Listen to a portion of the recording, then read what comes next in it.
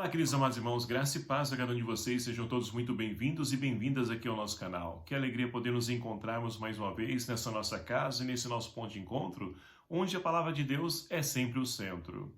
Hoje, nessa quinta-feira, nesse dia 18 de maio de 2023, estamos vivenciando a sexta semana da Páscoa e a liturgia de hoje propõe para a nossa reflexão o Evangelho de São João, capítulo 16, versículos de 16 a 20, que nos fala o seguinte: Naquele tempo, disse Jesus aos seus discípulos: Pouco tempo ainda e já não me vereis.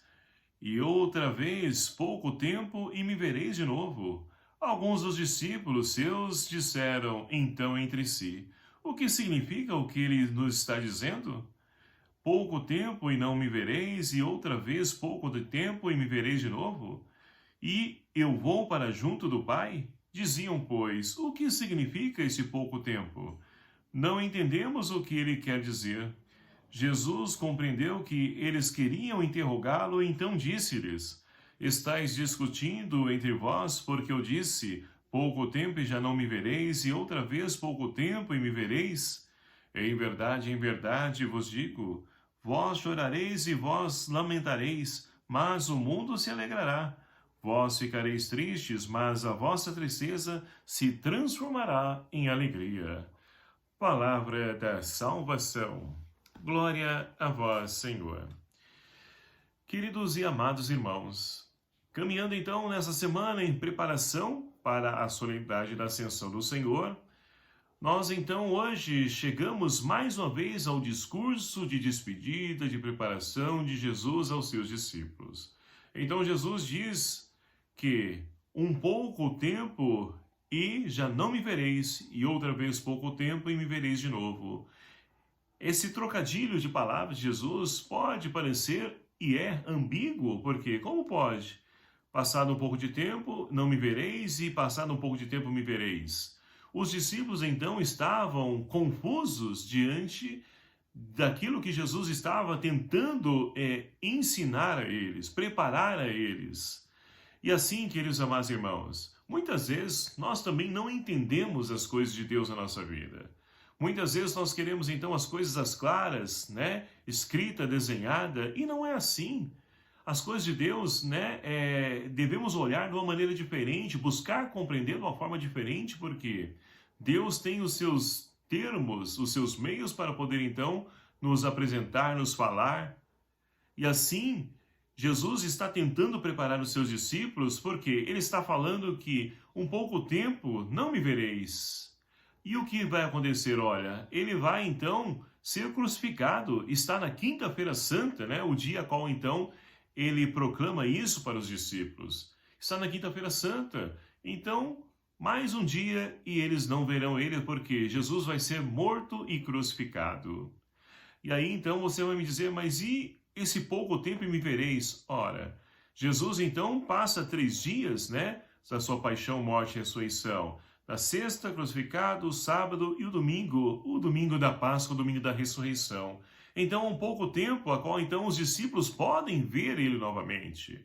Mas a gente acompanhando esse tempo pascal, a gente viu que não foi tão fácil também, porque passado esse tempo pascal após a ressurreição, né, de Cristo, os discípulos, eles não compreenderam num primeiro momento a ressurreição, não conseguiram enxergar Jesus Cristo no ressuscitado.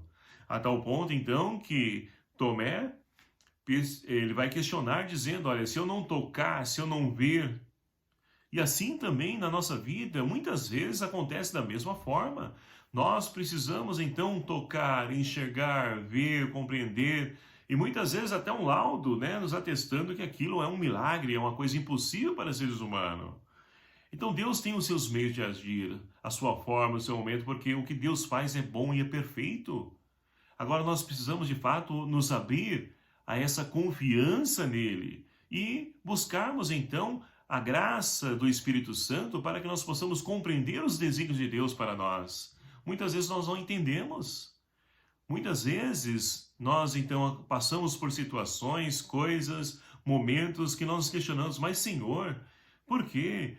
Eu participo de todo domingo da Eucaristia, estou toda semana na pastoral, ajudo, né, nas festas, nas quermesses, ajudo também aí nos eventos da paróquia, e o porquê isso na minha vida? Então nós devemos reformular a nossa pergunta quando nós estamos em Deus. O para quê disso? O que isso vem me mostrar? Um exemplo? Ora, nós passamos esse tempo de pandemia. E o que essa pandemia ela frutificou em nós? Ou nós estamos da mesma forma que nós entramos na pandemia? Se assim estamos, não deveria. Devemos então aproveitar esse momento, refletir sobre essa informação, o que essa pandemia trouxe de atributo para mim, contribuiu para a minha vida enquanto ser humano, o que eu preciso melhorar, o para quê. Então tudo isso são situações que vão acontecendo e que se nós não prestarmos atenção, não buscarmos então colher os frutos de graça que podemos extrair nesse momento, é o que Deus faz. A primeira leitura de hoje nós temos então Paulo, que ele está então lá mais uma vez em Atenas, e olha que interessante, Paulo começa mais uma vez a pregar para os judeus, dizendo então para eles sobre o Cristo, da ressurreição, mas eles não quiseram acolher. E o que Paulo fez? Sacudiu a poeira. Tá bom, vocês não querem entender? Olha, Deus visitou vocês, agora se vocês não querem acolher, é problema de vocês. Vocês vão sofrer as consequências disso. Agora, eu não vou perder meu tempo mais. Eu vou anunciar o evangelho aos pagãos. Porque os pagãos, pessoas que não conhecem a Deus, elas são mais fáceis de poder então acolher aquilo que nós apresentamos e de colocar em prática e viver e se transformar, se converter. Agora, muitas vezes pessoas, né, e aqui olhando para as nossas comunidades dia de hoje, pessoas que já estão dentro da comunidade, não percebem os seus erros, não percebem que pode mudar e melhorar e deve mudar e melhorar. Acha que já estão prontos e acabados porque estão ali, agora é só esperar o Senhor levar para o céu. E não é assim, até o último instante da nossa vida, nós temos que trabalhar a conversão. Então tudo isso nós não entendemos, não compreendemos, mas faz-se necessário da nossa vida.